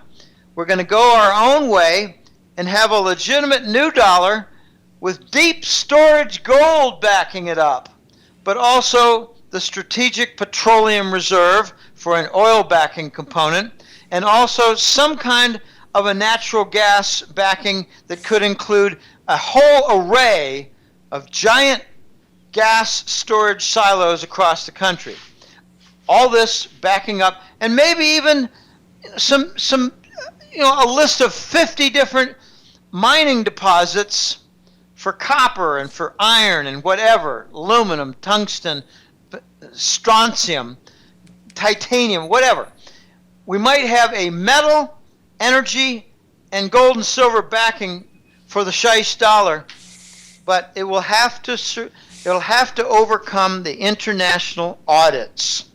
And that's where I think the biggest component for backing the dollar, the new dollar, is gold and silver, and it just will not pass muster. It's going to be declared by international independent audit groups as most likely fraudulent, and that will bring about a 10% devaluation. A few months later, no changes, another 10% devaluation. Another few months, another 10% devaluation. The Chinese have told Washington, You must have a new dollar for domestic-only usage with a 50% devaluation. And the U.S. won a concession with the Chinese, and that concession involves two different 30% devaluations. And here's how the math gets simple. And I thank some clients who said, Jim, it's a lot easier than you think. If you have a 30% devaluation, you preserve 70%. If you do another 30% devaluation, you preserve another 70% on top of the 70, so it's 0.7 times 0.7 is 0.49. There's your 50% devaluation done in two 30% devaluations. Yeah, they did the same thing in Iraq, actually, last week. And they told them they needed to do a 50% deval on the Iraqi Dinar. Well, do you think that I know China was devaluating their currency, and it seemed like every time they devaluated their currency, they had some type of major explosion. This is including that major port explosion. Do you think that was any way related? I think they're always related in that way. I mean, gosh, can you imagine what would happen if the Chinese came to the United States and blew up a chemical plant every 6 to 10 weeks? This is what we do in foreign countries. We're the exceptional nation. We blow up things. Yep. We give them laced vaccines. We have their neighbors loaded up with near-free military hardware. We send them GMO foods. We attack them and steal their central bank gold if they decide that they don't want to be part of the dollar system anymore. There's several examples of this. We're the exceptional nation. We're being identified gradually in what I described several years ago. The U.S., England, and Israel are the core of the fascism. Okay, Jim, of fascism. I know that this country never does anything but what it is of interest to them. So whatever decision they make, it's got to serve their interests somehow. What do you think is the reason for all of these immigrants coming in here? Coming in where? Into the U.S. Well, I don't think there are too many coming into the U.S. They are, more than nothing, but 4 years ago there were a lot of immigrants coming in from Somalia in order to vote for Obama, even though they weren't registered properly. That was how he won Ohio. But I think much more important is what's going on in Europe. But before I get to Europe, let me just say that United Parcel Service has been shipping in, I don't want to say illegally because they've got permission from the U.S. government, but in an unorthodox way that violates some of the past rules. Tens of thousands are being brought in by UPS planes. That's right. And the number one target is New Orleans. Okay, well, what's that all about? I don't think it's humanitarian. I think it's just kind of reverse of ethnic cleansing. It's ethnic contamination. Okay, but in Europe it's a very different situation. In Europe it's more like human garbage dumping. I mean that in every sense of the words. The effort is to destroy the European social fabric when the Russian sanctions have been destroying the economic fabric. Well, they're sure doing it. They're doing a great job. Yeah. And now there seems to be a climax event with Erdogan, the president of Turkey. He's just opened the gates for 75 million Turks for nice, easy visa passage anywhere in Europe. I made a forecast, one of my strange forecasts. I make a lot of legitimate forecasts, like QE duration and 0% duration and Japanese yen movement and Germany flipping east and the Saudis accepting Chinese currency and a lot of different things. But I made a call last August because I looked into what's going on with this immigration of Arabs, the refugee influx. Call it what you wish. I call it human garbage dumping. I saw the ships. I saw pictures of the ships crossing the Mediterranean, going to Italian ports and French ports, and I asked a basic question. Who's paying for their passage? I mean, this is how I think. I mean, I'm not a genius. I just think differently. I ask basic questions. Who's paying? And interestingly enough, a client sent me something and said, Jim, the Austrian intelligence agency has been curious about the same question, and they investigated and found that George Soros and his NGO groups, the non-government offices, were paying for the free passage. So this is a human garbage dumping exercise by George Soros. Thanks, George. Doing a great job there. And now Merkel talks about, ethnic diversity. Well, that's nice if they have jobs and they don't rape all the women. I don't really think it's a good idea to rape women, but it seems to be a new Arab sport among the immigrants. I don't think it's a good idea to rob people at knife point, but that seems to be a new habit and custom of the Arab immigrants. So maybe New Orleans might see a huge increase in their assaults and rape. Is that the goal from the Obama administration? Or is it ethnic diversity? These people don't have jobs. Well, now, this is to destroy the fabric of Europe. I can tell you, I got here in Minnesota, we're the Somali kingdom here, and they don't want jobs. Why should they? They're promised a nice welfare check. Yeah, they're getting a ton of money, way above what a normal person on welfare would get. And they're getting their housing paid for and their medical paid for. Their education is paid for. They're given cars. They don't want to work. Why should they work? Yeah, that's right. I have one client who wrote me a message, very disturbing message. He said, I'm in Michigan, I've got a floor cleaning business, and I put out word that I wanted to hire 50 to 100 new people and expand the business, and after 3 months I stopped the campaign to expand because the great majority of the applicants for the jobs were heroin addicts and people on welfare who only wanted a part-time job. Mm-hmm. This is what our country's turning into, and it's pathetic. It's just not going to wash. We're going to become a colony, a commercial colony for China. That's what I think is a guarantee. If you take a look, I did this story back in September.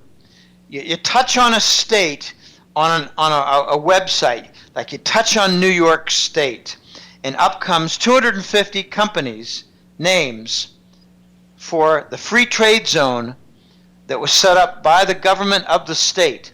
You touch on Florida, you touch on Georgia, and you get all the free trade zone companies set up in those states, sponsored by the state capital and their governments. And I did a feature of just one story that it was on Bloomberg or something like that, Reuters or Bloomberg. And it was about this one Chinese fellow, 35 years old, who won some grants from the state of Alabama to make copper tubing, and the grants involved, a relief on income tax and relief on corporate property tax for a period of time until they ramped up in production. And he hired 200 people.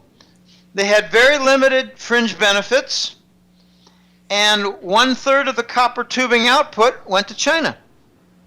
So all these different companies in most of all the states in the United States have these free trade zones, and the biggest player is the Chinese.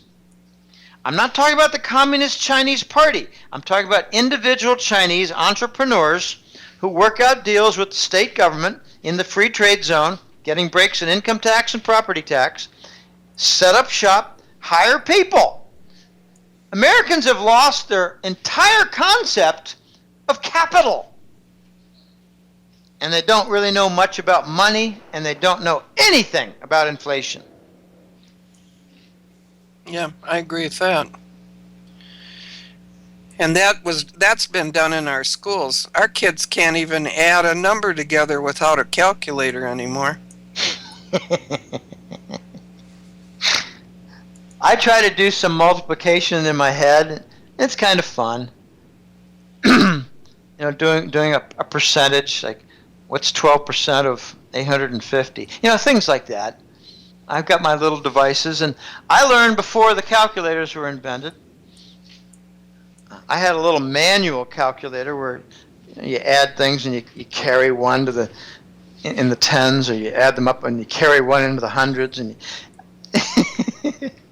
I'm dating myself. I finished high school in 1969, college in 73, and graduate school in 1980. So back then, that's when the calculators came in, and it was a really big deal when the programmable calculators came in. I love the calculators now. But what's really for me, is put the calculator into the drawer, is Excel. Microsoft Excel. I love Excel. I go nuts with opportunities to put something more complicated in there. I use it all the time. I have all the client files in Excel. Well, that's the way it should be, that we should have that kind of drive in us to do those things. And it used to be that way, but it isn't anymore. No, the talent right now that you have from kids is in video games. They're really good at blowing things up, and they get hired in droves to manage the drone weapon control systems. And there was a nice movie, I think it was called Point Blank or something like that. Ethan Hawke was the star. It was very well done, about a Nevada-based facility for, blowing things up in Afghanistan, where they made compromises of blowing up civilians just to make sure they got the one bad guy. Very well done. So, I'll have to U.S. better be careful about their video game specialists who are hired. They better be careful that the drone weapons don't get hijacked and hacked and end up being sent home. I agree. Well, Live Jim, by the sword, die by the sword. That's it. We got you right up to 10 o'clock. I tried to get you off at 9:30, but it was kind of hard. We were doing all those questions. Well, I'm a bit of a motor mouth, and I'm not ashamed to say it. I love doing these shows, and what I'm always amazed by is how quickly time flies. It does, because we're learning. I mean, everybody's just like a sponge in here and taking all this in, and this is what we need. I especially needed it because for years and years I knew a lot of the things that you were talking about over on Caravan to Midnight, but I never had anybody validate them for me before. So, well, it's difficult to validate anything anymore. What I try to do is something that a manager, I had a great manager when I was working in Staples headquarters. Office Depot, Office Max, Staples. Staples was a really fun, interesting place to work. I was there for about 5 years. And I had a manager who said, Jim, sometimes you just can't prove anything. But what you can do is come at it with some analysis, investigation from 3 angles. He said, do the triangular method and see if you can back that up. In other words, look at it from 3 different vantage points, and if you come with the same conclusion, it's probably right, and you've added some credibility to that conclusion. That's all we can do here. in the gold and money wars. This is a global war to defend the dollar. And I invite people to go, this is my last little pitch, I invite people to go to www.goldenjackass.com, look around the free section on the main page, listen to some of the interviews, get up to speed or just add to your current knowledge base, because a lot is going on. This is a global war to defend the dollar and our system, and it's going away. We're losing. But then sign up for the Hat Trick newsletter. Every month there are 2 reports that are issued. One is called the Global Money War Report. The second one is called the Gold and Currency Report. The first one is for high-level things. The second one is for lower-level things like mint coin demand, changes in the Indian economy and politics regarding gold management, Hong Kong issues regarding their market, Shanghai issues regarding their market, ground level. But the big tough stuff is in the Global Money War Report. And if there's not enough happening in a given month, this only happened twice that I can remember in the last couple of years, I just have one report, and it's the Global Money War Report. And there'll be a small section on gold events. But I invite people to go to goldenjackass.com and sign up for the newsletter. And one of my favorite things to say is the compliments that I get. There are 2 types. Let's see if I can remember. I usually remember. One is, I never signed up because I just listened to the free interviews and read the free articles, but now that I've signed up, I'm kicking myself that I didn't sign up earlier, because it reads like a spy novel. It's fascinating, all the different things you discuss, and very interesting how you tie it all together. The other compliment is the other way around. I was a subscriber from 2008 to 2012. I thought I would try some other newsletters, and I've come back because I couldn't find anything better. You do good work, and I wish I never left. They were gone for a few years, and they're back. Do you have time to take one more call? Yeah, bring it on. It's got to be. I'll make it a quick answer, though. Yeah, they're just All right. calling in. Area code 605, you're on. Go ahead. Hello? Yes. Hello? Yeah, I was just wondering if you think they would ever confiscate gold and silver again. Can I don't think it'll happen. And I have a very simple reason for believing it will not happen. For the longest time, Wall Street has been telling American citizens, don't buy gold, don't buy silver, it's not worth your trouble, they're dead assets, they don't earn a yield, it'll just take up space, you can't earn any money on it, and there are all these forms to fill out anyway. So if the government comes in and says, now we're going to confiscate your gold and silver, what they will be saying is, we're doing so because it's so valuable. And they don't want you to think it's valuable. And if they ever did do that, I'd obviously hide mine, but well, they might come to your door with proof that you bought it, though. Well, with all the forms, they will have proof that you bought X amount of coins. Then you'd have to say, well, I sold it to my brother-in-law or to my neighbor, or I lost it. And then they'll haul your ass to jail. Well, yeah, we'll see about that, but I don't think they're going to confiscate because they don't want to give the message that it's valuable. As soon as they start confiscating, the gold price will skyrocket. That's true. Yeah. Well, in history it has happened, so I just wanted to touch on that point. There was no internet during the Rockefeller era. I'm sorry, the Roosevelt era. Yeah. Following the Great Depression, there was no internet. Not only that, as long as we still got our guns, they won't do it. Yeah. Yeah, well, they may not have too many bullets, though, Kathy. Well, if anybody's been listening, they've got them. Yeah, well, I think there are plenty of bullets. I don't like talking about weapons and guns. No, I don't either. No. But I wanted to see what you thought of something I don't like think that. I don't think it'll happen. I don't think it'll happen in Canada either. They don't want North Americans to think that gold and silver are valuable. It contradicts everything they've said up to now. Mm-hmm.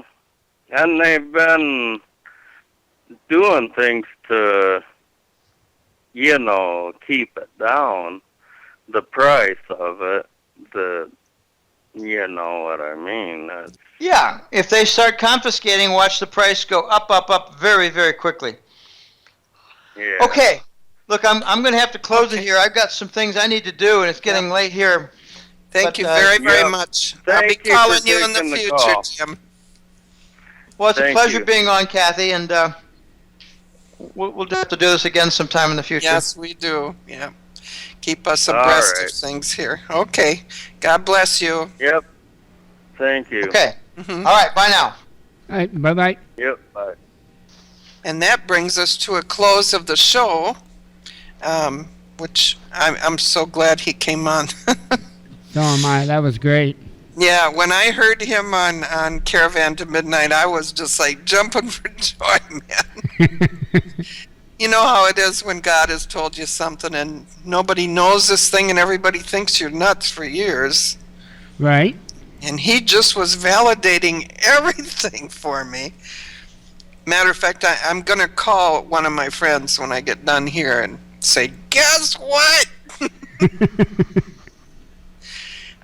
Because he was talking on Caravan to Midnight show, and that's the 2.5 hour show, not the one he just did today. Oh, okay. He's talking about, actually, I sent it to you. You could play it tonight. It's in your box there. He was talking about people that have been killed and now they're being seen in other places. Oh. And so they're really not dead, and this is what I've been suspecting the whole doggone time, is that, they're telling us they're dead, and then they're doing these autopsies or these cremations right away. Mm-hmm. No bodies hanging around. Those aren't dead. Wow. Well, and I suspected that for some time, too. Yeah. But you don't go out and say it to people because they all think you're nuts anyway. Right. But he was saying where they're being seen. He was naming the places. And what was the name of that one actress lady that she was actually, I think, more talk show than anything? Amy Winehouse? No, she was a singer. No, this is the one that called Michael Obama a transvestite. And then she was dead. Joan Rivers. That's it. Okay, Joan Rivers. She's not dead. No, she's not. She's been seen 4 times in restaurants in Los Angeles. Right. Yeah. So I was like, oh my God, this is exactly what my other friend has been telling me for years. And when I would call him and say, you think that things are going to go down now? Nope. Just hang on. Just hang on, because it's the corporations running this country, and they don't want that money to go down. So they're working in the background on 2 levels. One level to hold things together, the other level to tear things apart in the Congress. So there's a lot going on behind the scenes that we just have no idea about.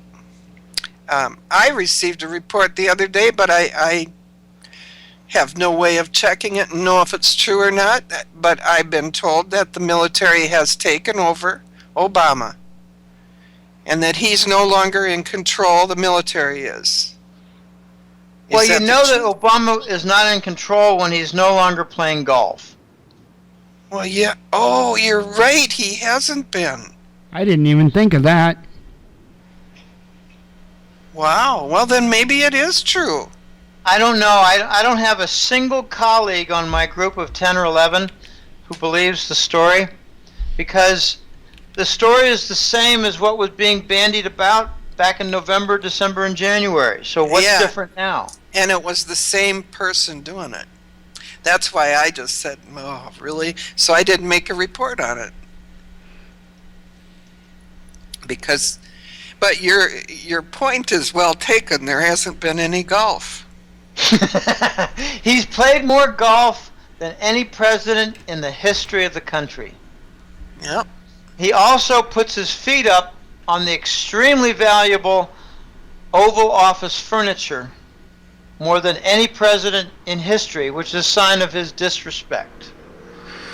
Well, I know that from the reports I have from people working inside the White House that his cocaine habit is so much so that he goes to sleep. He'll be sitting at that desk and go to sleep. Yeah, well, this not the first narco president. Started with Papa Bush and then Clinton. I don't think Papa Bush was a coke user. I think he's just a coke baron. Yeah. Papa Bush is worth approximately $3 to $5 trillion. I don't know. All I know is you have to either be so able to think about, as a criminal to get ahead of these guys, and then I don't know if you can anyway. But I do if you buy gold and silver, you're ahead of them. Exactly, and that I am doing. I will say that, yeah. I think that we are winning because I know that the people that work inside the White House that talk to me, they tell me that the yelling and the screaming and the fighting that is going on amongst those people in there is amazing. And you can hear it all the way down the halls. Well, it's basically gay conflicts. I don't know. I think it's they're fighting amongst each other and vying for power is part of it. And when you see someone who's very powerful, and then you see that powerful person appear to be weak in any way, then that enemy jumps right in there. And that enemy looks for that open door. And I think that's a lot of what's going on right now, is that it's one enemy against the other enemy, and they're going to tear each other apart. They have a phrase for it. They say that the sharks are killing each other. That's it. Yep. The sharks are eating each other, feeding on the weak. They killed Lehman Brothers because it was the weak link. But before that, they killed Bear Stearns, which was the only Wall Street bank that was long gold and short the dollar. That's the hidden story of Bear Stearns. It had nothing to do with their mortgage portfolio. Okay, I really got to go. Okay. I want to go try to get a sandwich before some places close. It's 9:15 here, almost here. Well, one day I really want to talk to you in private about this Swiss banking deal. And because it's going to help one of my whistleblowers, and I work with whistleblowers. It's going to help them. I think you got the other information that he needs. So one day I'm going to give you a call on Skype. Well, fine. I'm here. I'm here a lot. And now that we're all hooked up, you can see when I'm online. Yeah. I'm online many hours during the day. Okay. Actually, you didn't show up online to me at all tonight. So I think I got the wrong person here. It might not be you that... Well, it's shamrock.willie. Yeah, I'll send another one back out. Making sure because I didn't get connected. Do you remember accepting a friend request? Several, but what name? I get them all the time. Kathy Rubio? I don't think that's... No, that's not in my list here. Yeah, I joined somebody by the name of Jim Willie, but don't know who it is. Okay. Maybe we'll train him. All right, so I'll send that out to you tomorrow, Jim. Well, the Watchman found me. Just used whatever the Watchman used. Yeah. Okay, I gotta go. Okay, God bless. All right, take it easy. Bye now. Bye-bye. Bye-bye. Yeah, that was a good show. Yep. Yeah, you can just click on them from here, from the group call. Oh, okay. Yeah, that will work, won't it? Yep. Okay, but then if you're on during the day, won't that interrupt your show? Well, no. Oh, okay. No, you'll be able to click on his name, and I think you can click on his name and go to his profile and send a request from there. Oh, okay. All right. I understand now. I'm a little slow. Anyway, this was a really good show, and tomorrow night, guys, we will have Vicki Davis on with us, who's the writer for Michael Emery, and quite possibly we will have Michael's wife on with us too tomorrow night. Now, she's very shy, people, so we got to go easy on her. She is just very, very shy. Oh, and I bet she's a mess right now. Oh, she is, and she's had to move the RV. They had to put the doors back on. I guess the townspeople came out to help her. Wow. And they moved it today to a different place in John Day County. And then she has to go next Monday, I think it is. I can't remember for sure, but he goes back to court because today he went to court, and the lawyer they assigned to him recused himself because of a conflict of interest. And so they have to get him another lawyer, and it's another week before he goes to court. Wow. So did he get let out, or? No. Oh. No. And he is he's in there without any money or anything, and so tomorrow night we will be talking about ways we can help these guys. He needs money to make phone calls and to eat, and she needs money to pay her bills as well while this is going on. They took all their money out of their bank accounts. Oh my God. Both bank accounts. Why? Yep. On what grounds? I don't know. I honestly don't know how they did that, but they just did it to a friend of mine last week too that wasn't anybody in trouble with the law, but the bank let them do this. They went in and they took $5,100 out of two savings and a checking account. So this stuff is already starting, and what he was talking about tonight, going after your pensions, this is just a little way that they're going to get us used to the fact that they're going to do this. It's insane. So, yeah, so we'll be on tomorrow night and maybe get some more of our questions answered and figure out what we can do to help him, because he sure has helped all of us. Well, it's great to have you back. I know that. It's good to be back, and I'm feeling a lot stronger now, and so we're going to have some good shows coming up. Good deal. Good deal. All righty. I'll see you guys all tomorrow night. All righty. Sounds good. Okay. Bye-bye. Bye-bye.